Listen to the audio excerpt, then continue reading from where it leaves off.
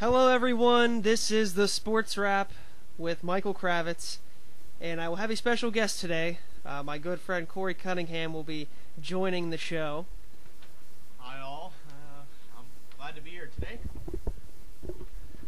Okay, so we're going to start off today's show talking about the Pitt Panthers. They just had a very exciting game with Villanova, the final game in Big East play at the Peterson Event Center. But we're going to talk first about the South Florida game that happened last Wednesday. This was a game, Pitt was favored by double digits, South Florida last place in the Big East. This should have been a statement game for Pitt. They should have thoroughly trashed them, and early on in the first half, it did not look like that whatsoever. South Florida was only down by 1 at halftime. South Florida, they started shooting the ball 6 of 9. They were pretty much dictating the pace of this game. Pitt wanted to try and go into their transition offense. They couldn't. South Florida, they have a lot of big players in their backcourt, and with the absence of Trey Woodall in the first half, because he had one shot the entire first half, 4 points in the game, the offense runs through Woodall. If he doesn't shoot the ball, he doesn't score the ball, this Pitt team is in trouble, and we definitely saw that in the first half. Pitt had the edge in the turnovers, which is something that has been harping them a lot in their losses in Big East play, but the big problem was offensive rebounds. South Florida had 11, Pitt only had 4 in the first half.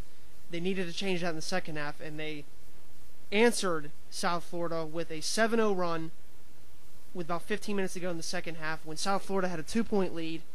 And from then on, back-to-back threes by Trey Woodall and Deron Johnson. South Florida stayed in the slump shooting after starting off 6 of 9. They end up finishing the game 8 for 37. Pitt ends up getting the blowout win, but it took them a while to get there, beating South Florida 64-44. And Pitt shot the ball 42%. That's a pretty good shooting night. South Florida 32%. That was dreadful. 23% from beyond the three-point line. They are not a good offensive team, and it definitely showed in the second half why they only have one win in Big East play. And the big thing to just take from this game is that all 10 Pitt players scored. It seems like whenever they get a contribution from any of the 10 players, they seem to get the W, and Woodall was definitely the catalyst with 14 points, and even Steven Adams. You were waiting for him to emerge. You thought you saw that in the Cincinnati game. In this game, 5 points, 6 rebounds, and 5 big blocks against a South Florida team that has, like I said before, big players. So it's good that Adams is starting to match up well against the bigger post players. And the big matchup in this game that I was looking forward to, the South Florida Bulls have a backup center who is 7'3", so he's taller than Adams, and he's from Nigeria. So you had a New Zealander going up against a Nigerian. It was quite fun to see, but of course he was no match for Adams. And the bench, that is something that is going to try and help this Pitt team carry them further in the NCAA tournament this year. The bench production is key. 28-9, Pitt outscored South Florida. South Florida, their bench, no offensive skills whatsoever, and Pitt just took it to them. The only alarming thing that I saw in this game was that on the defensive end, Victor Rudd for South Florida, he put up 16 points and he got 7 rebounds. He is projected to be an NBA player, and as we all have known in the past, that Pitt, whenever they run into a team who has a hot NBA-type prospect, they seem to torch Pitt. That always happens in the tournament, happened against Butler a few years ago, happened against Villanova when they were in the Elite Eight. If Pitt can learn how to defend one-on-one, whether it be Cameron Wright or James Robinson, against primarily the shooting guards or the point guards, which is normally the NBA position that Pitt ends up going against in the tournament, one-on-one defense is going to be key. And South Florida didn't have the offensive power that a normal tournament team would. So that's something that Pitt's going to have to deal with, because they're going to have to shoot the ball well, because if they have a game like this, like they did against South Florida in the tournament, say against a Minnesota team with Mbekwe, they're going to be in trouble. So that's something that Pitt definitely has to work on. Now we fast forward to today, where Pitt came off a thrilling overtime victory against Villanova. And in this game, Villanova controlled the pace early. Wasn't really any offensive flow to the game. They had the lead at halftime, 28-25, and it was really the Ryan Arcidiacono show in the first half. 13 points, 3 of 4 from the three-point range. And you could tell that the absence of Steven Adams, because he was injured in practice Friday. He sprained his ankle, did not play in this game. You could tell that Pitt really missed him because they really didn't have an inside presence. Early on, Taylor had 4 points, but since that, the first few minutes, Zana and Taylor were your only two players in the backcourt where you felt that, okay, they can try and get some points here, but they're not really tall. Taylor's 6'11", but he doesn't really show off his length that well. And in the second half, though, Villanova still kept Pitt off the boards a lot. Villanova was getting the rebounds, holding Pitt to one and done. They were up 33-25 the first few minutes into the second half. At this point, Pitt had no block shots because Adams was not there. Villanova had 4. And up until about the 15-minute mark, 31 fouls had been called up to this point. That was the reason why there was no offensive pace, foul after foul, and Villanova started shooting at the 1-and-1 mark with about 11 minutes left in the game. That's just to show you how many players had fouls in this game. And really, I'm going to let Corey chime in here. The big turning point of this game was when Deron Johnson started lighting it up from the three-point range. Oh yeah, by far. Johnson that one shot, he got the ball in the corner. He just put it up. I did not think he was going to make this shot. He ended up making it. Definitely the biggest changing point when Pitt started knocking down those threes. That changed the whole momentum of the game. Before then, Villanova was rolling the game. You have these three-point shots thrown up by a bench player who doesn't get many minutes, and he starts knocking him down. That wakes up the entire team. So it was really important for those three threes to actually go in the bucket. Definitely, and James Robinson. This was supposed to be senior day. Dante Taylor, Trey Woodall turned out to be the freshman, Deron Johnson and James Robinson, who stole the show because with about 30 seconds left in regulation, James Robinson had an open three from the right side, drained it, tied it up at 57. Villanova had the ball. They could have wind the clock all the way down with a shot, and the ball ended up going out of bounds off a Pitt player, so Villanova had it for the final 3 seconds. Robinson was in there trying to steal the ball away from Yeru. They didn't get off a clean shot. So we head into overtime, and in overtime, dominated by Talib Zana. He had a double-double in this game, 14 points, 19 rebounds, scored the first 7 points of overtime, and you thought Pitt was going to pull away, but of course, with Muftal Yeru making those mid-jumpers, and then Ryan Arcidiacono, a bold freshman, making those three-pointers late in the overtime period, Pitt was up 66-64. 2-point lead with under a minute to go. Pitt decides to try to wind the shot clock down as much as they can. Trey Woodall drove to the hoop, found an open James Robinson, and he is not the best three-point shooter on this Pitt team, but with the momentum of him hitting the one at the end of regulation, he hits this one to give Pitt the 5-point lead, and from then on out, Pitt made their free throws. They end up winning the game 73-64. Now, the important thing, well, first I'll give you some of the standout players in the game. Obviously, Robinson, Zana, Johnson.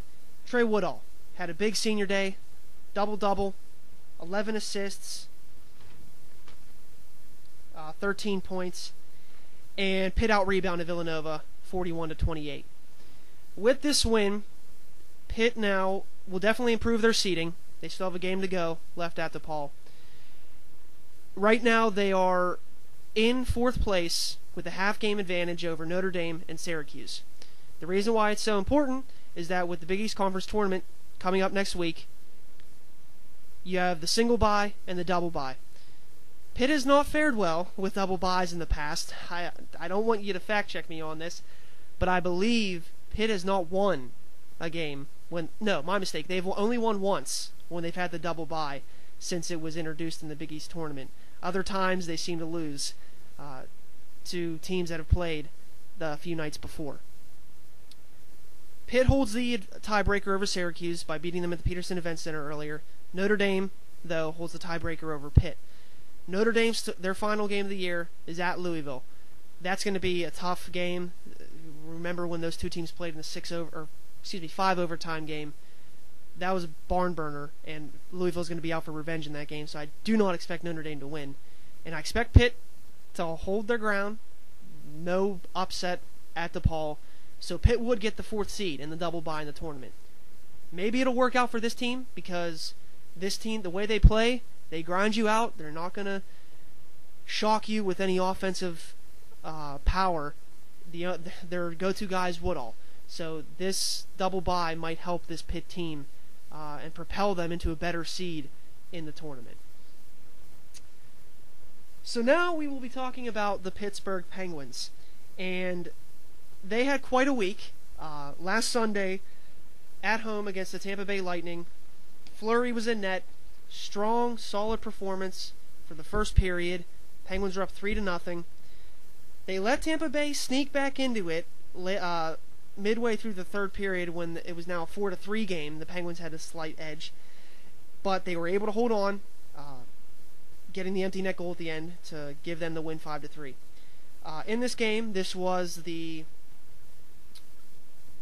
first game that Malkin was not participating in because of the concussion-like hit that he took when he banged his neck off the boards in the Florida game back at Consol.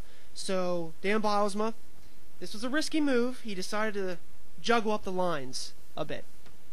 Yeah, so Dan Bylsma took the interest in throwing James Neal with Sidney Crosby, and we've all wondered whether James Neal would be Sidney Crosby's future winger had something happened to Malkin. Malkin leaves or whatnot, so they put him up there, and as I at least expected, James Neal really didn't produce. And here's, I think, Dan Bylsma's biggest problem when he adjusts the line. He throws people on lines where the line chemistry is already set in stone. When you have Pascal Dupuis and Kunitz and Sid, you have a great line. You have Kunitz who goes in and destroys, makes havoc. You have Dupuis who always finds a way to get a shot on net, and you have Crosby who just is a great playmaker. You throw Neal on that line, you lose that chemistry. Yeah, James Neal is a great shooter and all, but he has chemistry with Malkin, and Malkin's a completely different player than Crosby is. So we didn't really see much production from James Neal, and of course this didn't come of any surprise. Yeah, and then so with that, you bump Dupuis down to the number 2 line along with Sutter and Cook. Just the whole chemistry. I mean, the first line, it was an insurmountable amount of chemistry. You don't want to mess with that, and it didn't bite him in this game, but as we saw in the next 2 road games, at Florida, at Carolina, they had some problems with the defense. Yeah, so it seems like the defensive core isn't very well connected anymore. Ever since, as we saw last year in the playoffs with the Philadelphia series, our defense kind of just fell apart. And I think that's one thing that, yes, Dan Bylsma encourages a very open game. He wants the Penguins to be up ice in the offensive zone. But by doing that, that also opens up the game a lot more. And as we saw with the Florida game, the Carolina game, and then last night, which was just the maddest game against Montreal Canadiens, you see that the defense, by being an open game, isn't exactly aware all the time. You don't have that 2009 Stanley Cup champion defensive pair of Hal Gallon and Rob Scuderi that literally station themselves in the defensive zone. Nowadays, you have Brooks Orpik, who he plays great with Paul Martin, but Paul Martin got injured in the Carolina game, and as we saw with the Montreal game, Orpik was placed back with Letang. We saw how that combination did in Philadelphia last year in the playoffs. Brooks Orpik, I think, is the central key figure in this defense, and You have to have him playing with a defensive defenseman. That way he can become that forceful checker that we know Brooks Orpik to be. When he plays with Letang, he has to play the more defensive-minded role where he says, okay, I'm not going to take this hit. I have to stay back and make sure so that Letang can do the offense that he needs to do. When you start juggling these defensive pairings, you're also losing that chemistry. Also, I have a problem with Bylsma trying to start Bortuzzo over Dupre. Yes, Bortuzzo's a great, young defenseman, but he doesn't have the same grit and talent that Simone Dupre does. And Simone really seems to enjoy himself out there. I was watching the Montreal Canadiens game last night, and yes, Dupre isn't the best defenseman, but when he gets his opportunities, he makes the most of it. He throws his body around. The overtime goal was the reason why we scored that is because he started up ice. He created a 3-on-2.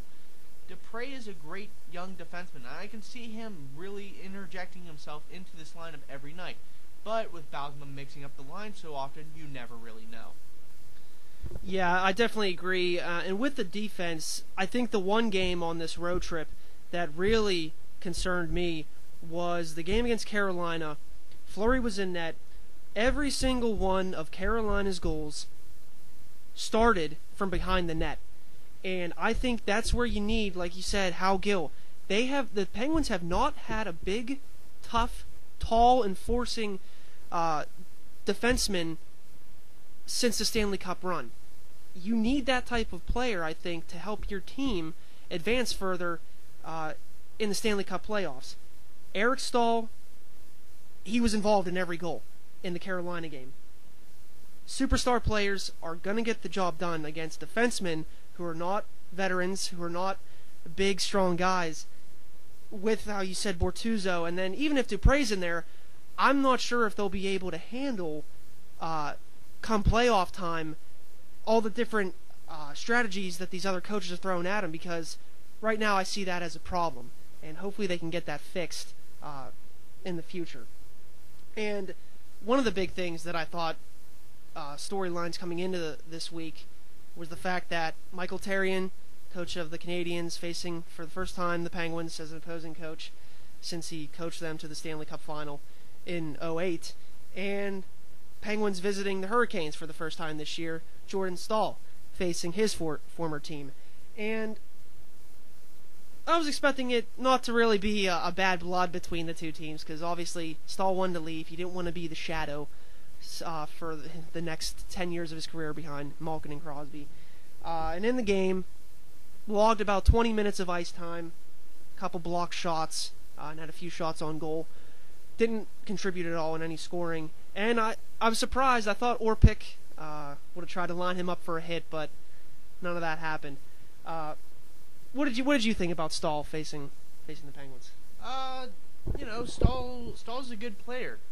Do I think he played a significant role at all in this game? No, he was kind of absent. It was mostly Eric Staal, Jeff Skinner, Toulouse, especially Toulouse. Toulouse played a great game, but Jordan just didn't really show up. It didn't seem like he really wanted to really show off against his old team, and he was kind of disappointing. Going to the Penguins side of that whole trade, I think Brandon Sutter had one of the best weeks he's ever had in the Penguins uniform this week. He played great defensively. He played great on the penalty kill. And then last night, he scores 2 goals, including the overtime winner. He's progressing more and more. He's starting to get used to the Dan Bylsma system. I see Brandon Sutter being a key player come towards the playoff time. And one of the more, I guess, alarming signs for the Penguins is the fact that their backup goalie, Thomas Vokoun, has underperformed his past 3 starts. In the game against Florida, he was pulled after allowing 4 goals. It was when the Penguins were down 4-1. And in the game against Montreal last night, he allows 6 goals. I don't know. I mean, I know he's a veteran, but right now he is in a rut. And I understand that, okay, you got to play him for him to get out of the rut. But I just thought that the Penguins should have turned to Fleury, against Montreal because they were going up against, even though they got the win, they were going up against the best team right now in the Eastern Conference, the number one goalie in wins in Carey Price. And I will say, though, that the offense, yes, they scored 7 goals, but if this continues to be a problem for Vokoun, it's going to hurt the Penguins' chances. Because of the shortened season, Vokoun will be playing, he'll be playing more down the stretch. And if he can't get this problem fixed, I don't know.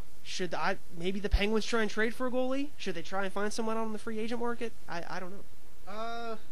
I will say that I feel like a lot of Vokoun's problems is his positioning at the net. He seems to scramble quite a bit. He reminds me of Johnson last year. And I know people are going to hop on that case that, oh, we should just get rid of Vokoun. Yes, Vokoun's been playing bad, but the defense has been horrible. The defense has just not played well. Carolina, in that game, they played all behind the net. Where was the defense there? Montreal game, 5 out of the 6 Montreal goals came within that crease area.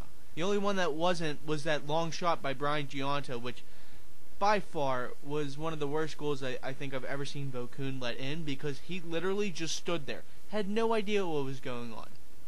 Yes, Vokoun's been playing bad. Defense has also been playing bad. Coming up in about a month is the trade deadline. What do I see the Penguins going after? Well, you have enough offense. Don't go after offense. It's stupid to go after offense. What should they go after? Get a defensive defenseman that is big and physical. Trade for Hal Gill. I know that sounds kind of crazy considering the guy's probably 30, I believe about 37, 38. But he can make a very significant impact on this young team.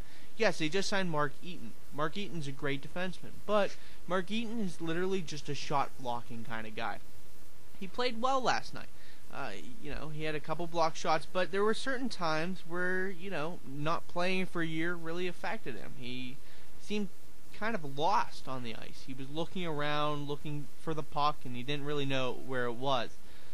But I think coming up to the trade deadline, they have to really consider trading for a big defensive defenseman. Maybe you look at even Detroit and you try to get, someone like Nicholas Kronwall to come to Pittsburgh. Yes, you might have to give up some big prospect, but you have to make that trade to get that defensive defenseman type of, character back in the lineup. Yeah, so it'll definitely be interesting to see what the Penguins do with the trade deadline coming up less than a month. I just wanted to touch up a little bit. I read about a week ago that the NHL is planning on realignment for future seasons, and the new playoff format that they are proposing to the NHL Board of Governors and the NHL Players Association is that there would be 4 conferences in all. In the 2 Eastern Conferences, there would be 8 teams, and then in the 2 Western Conferences, there would be 7 teams. Now, right now, the top 3 teams in each conference would qualify for the playoffs, and then there would be a wild card in each conference. And the way the playoff structure would work is that it's based on intra-conference matchups, meaning in the Penguins conference, which is the proposed one of the 8-team Eastern Conferences, you'd have the Penguins, the Blue Jackets, the Flyers, Rangers, Islanders, Devils, Capitals, and Hurricanes. And, for example, say the Penguins finish first, Flyers second, Rangers third, Islanders fourth. You'd have it where the first round of the playoffs, it would be the Penguins against the Islanders and the Flyers against the Rangers. You'd have the 1 versus 4, 2 versus 3. I'm not sure if I really like this format, because I think the structuring in the divisions of the conferences would be nice, and the fact that Columbus and Detroit would be on the eastern side because of the different time zones, and that Winnipeg would actually be in the Western Conference. From a geographical standpoint, yes, that works. But as far as the playoff structure would go, I think teams would be too familiar with each other, and the loss of surprise playing against, say, if Detroit was in the other Eastern Conference and the Penguins play them early in the first round, I think the fans would much more enjoy those types of matchups instead of the same divisional matchups that you'd have through the regular season. Oh yeah, I completely agree.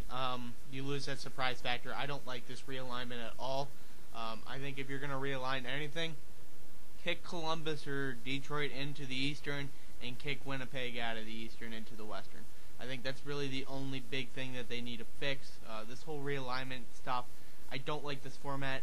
I mean, if a team has more points inter-league rather than intra-league, they could still not make the playoffs even though they may have more points than, say, their intra-league opponents. So I don't like that format at all. I completely agree with Barry Melrose. I was listening to an ESPN column from him, and he was just saying how he disliked it, and that's one of the reasons why he disliked it.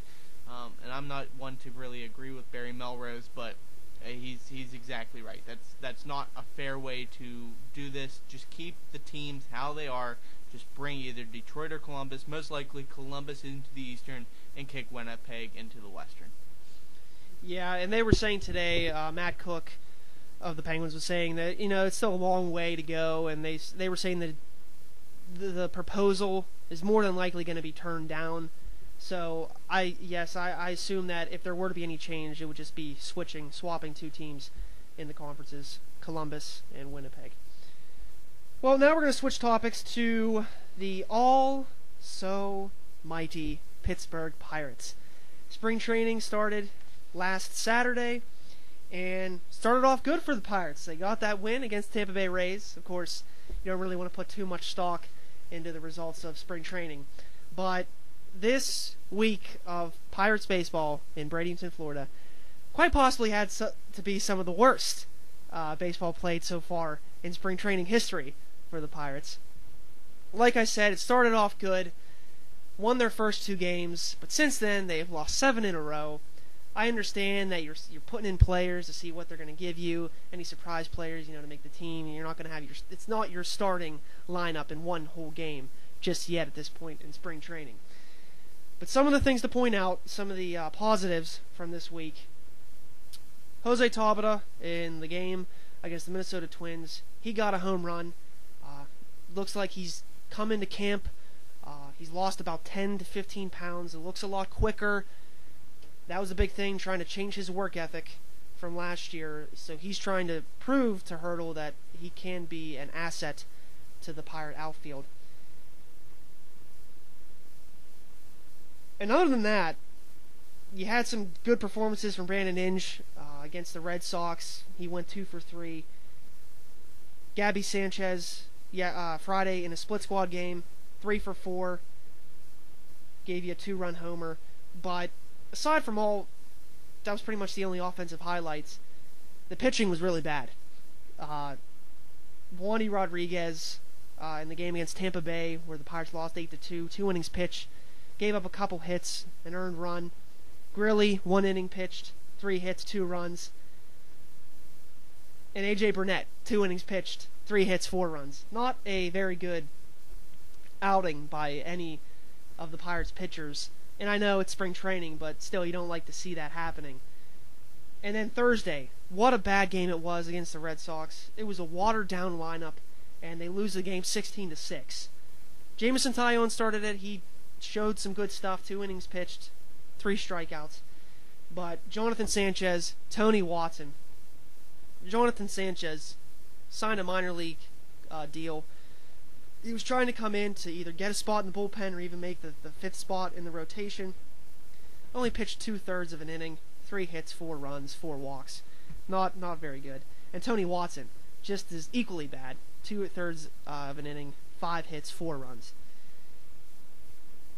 And the big circle around the worst pitching performance probably so far this spring training has to go to Jeanmar Gomez, someone that they picked up from the Cleveland Indians. Right now, he has a 16.62 ERA in spring training. Granted, it started out at 27, but it's down to 16.62, which is still bad. In the game yesterday against the Tigers, 3 innings pitched, 3 hits, 4 runs, 3 walks.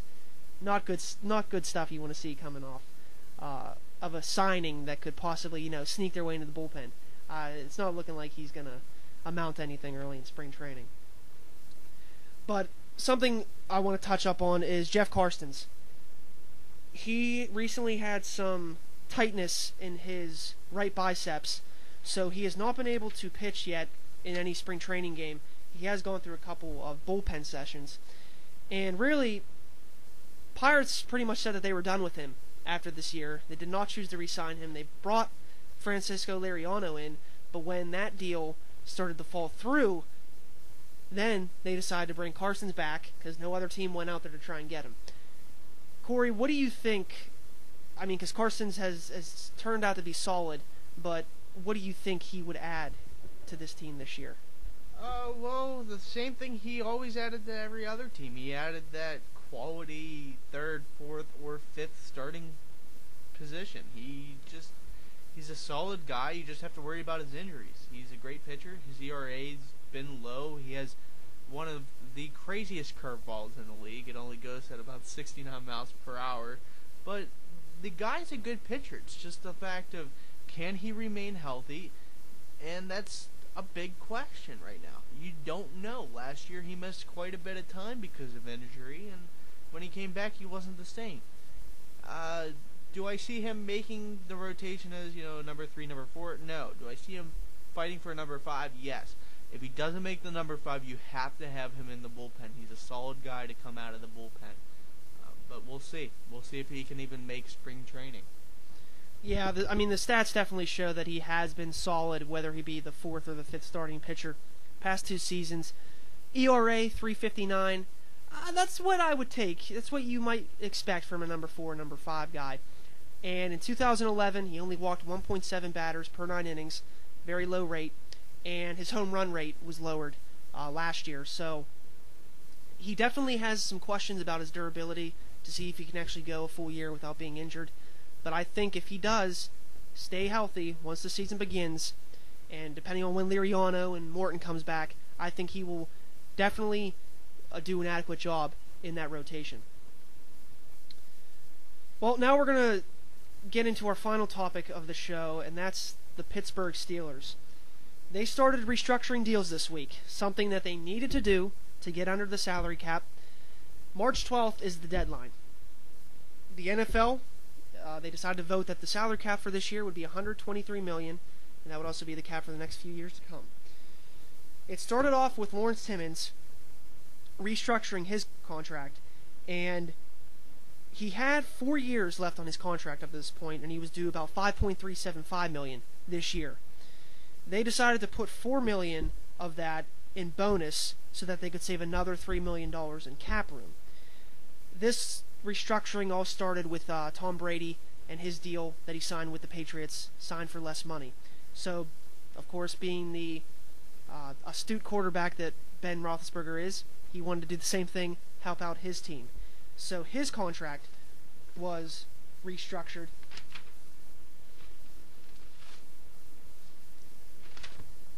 And in his contract, they decided to save about $6 million of cap room, and the next candidate likely for restructuring will be Lamar Woodley. Nothing has still surfaced yet on that because of all the drama that ensued after his injury-filled season last year. But I just want to say that James Harrison, you think, okay, maybe we can restructure his contract. No, you can't, because he only has 2 years left on his contract, and it wouldn't really be saving themselves any money if they were to try and restructure something. So the question now becomes, will he be released, or will he take a pay cut? Because that's what they did with Casey Hampton last year. So that will definitely be addressed before March 12th. I want to just talk a little bit now about the drama that ensued with Lamar Woodley. An anonymous player said that Woodley, his work ethic was down. The reason why he got injured was because he was not lifting weights. He was not trying to get back stronger. He definitely put on some pounds during his time being on the sideline with his quadricep injury. And Antonio Brown, Ryan Clark, they were all on the ESPN shows saying that, the character of this locker room obviously now is being shown, that they had a locker room that was not on the same page. The chemistry, there was obviously a problem with that, and they were all saying that it needs to be fixed. Well, Big Ben came out into the Post-Gazette yesterday, or excuse me, a couple days ago, and said that everything was fine in the locker room. He said that it was just due to frustration. And I understand that, yeah, 8-8 season, it is frustration. Remember when he made those comments about Todd Haley and the offense after the Dallas Cowboys lost? I think, though, that he was just trying to save face because he considers himself to be a leader of the locker room. And as the quarterback, that should be your job to try and, try and detract all of the bad reports that are going on about the locker room. I do think that there was a problem, frustration added to it, but he was going on to say that the team has leaders. Whether it be him, Willie Colon, Larry Foote, they have leaders on both the offensive and defensive side of the ball. My question is, I don't think they addressed the problem during the season that maybe could have helped them in their final weeks, the loss against the Bengals. When frustration comes up to a point where it affects your play, then, and if you see that happening in the locker room, it needs to be addressed right then at that point. Now, I think that this dissension in the locker room, having it come out now into the newspapers and for the national scene to be focusing on it, I think that will help the Steelers because now they know that, okay, we got to get things back the Steeler way, because if another season like that happens again in Pittsburgh, I know fans will not be happy. Oh yeah, by far. I think they definitely need to get that whole argument thing resolved soon. But you also have to start wondering whether people like Mike Wallace were playing a role in being the lazy type. I mean, the guy clearly did not play well this season, and he still expects this great amount of money coming his way. I don't know where he thinks and who he thinks he is. He's not that good. He's just fast. That doesn't make you good. Torrey Smith from the Baltimore Ravens is good. He's fast and he can catch. But, yeah, so. Yeah, it's funny that you mentioned up Wallace because he is definitely one of the hot prizes on the market right now with free agency coming up. He's an unrestricted free agent. Unlikely that the Steelers are going to offer him the money that he wants. Some of the teams that are interested in him, the Miami Dolphins, they have the most cap room of any team right now. And the Carolina Panthers. You add him to that lineup with Cam Newton, Steve Smith, they're going to be an explosive team. I wish him all the best. I liked him here as a Steeler. He obviously had some games where he did not show up. I think there's no chance the Steelers are going to re-sign him, so I say best of luck to him. Let's just hope he doesn't burn the Steelers if he signs with an AFC team in the playoffs, because that would just add more fuel to the fire. But question now becomes, once the Steelers lose him, because they probably will, who are they going to try and bring in to fill his shoes? It will be through the draft. This is not a deep draft class on the wide receiver positions. You're going to get guys late in the draft, and you're going to have to work with them. They're not going to come in and start right away. They did, though, bring in Steve Breaston this past week. Breaston, Woodland Hills High School, was with Todd Haley in Arizona, was on the Super Bowl team when they lost to the Steelers. I'm not saying he's going to come in and fill Mike Wallace's shoes. I think he is a younger version of Jericho Cotchery. I think he still has some good speed left in him. I think he would be a nice addition to this wide receiving core, along with Sanders, providing the Steelers keep him, and Brown and Cotchery. But I still think they would need to try and get someone else. I'm not sure what other receivers are out there on the market, but yes, Breaston would be a nice addition, but you can't just swap him in for Wallace. I don't think Breaston is a starter. And right now you bump Sanders up to the number 2 spot, and Brown becomes your go-to guy. So that will be definitely something to look at in the coming weeks. And the last thing I want to get into, the Baltimore Ravens decided to sign Joe Flacco to a 6-year deal worth $120 million. Right now, he is the highest paid player, not highest paid quarterback, highest paid player in the NFL. And when I saw this deal, I laughed. I laughed myself to, I guess, an hysterical crying almost. Yeah, I mean that's pathetic on Baltimore's part. Why would you give a guy who's only proved himself one season that crazy 6-year, $120 million deal. It just doesn't make sense. Now, here's my biggest problem with it. If they were smart, they would have said, all right, Joe, we'll give you about, $12 million. But you have to realize that the only reason why you were good was because you had such a good wide receiver core. You spend this much money on a quarterback, do you really think that the Baltimore Ravens are going to be able to keep Torrey Smith the entire time? I don't think so. Anquan Boldin, he's going to want more money. He played great this season. All of their new tight ends. It's stupid. And I just laugh about it because they just literally threw all their future success out the window. Because once people's contracts start going up, that $20 million becomes a big, big factor.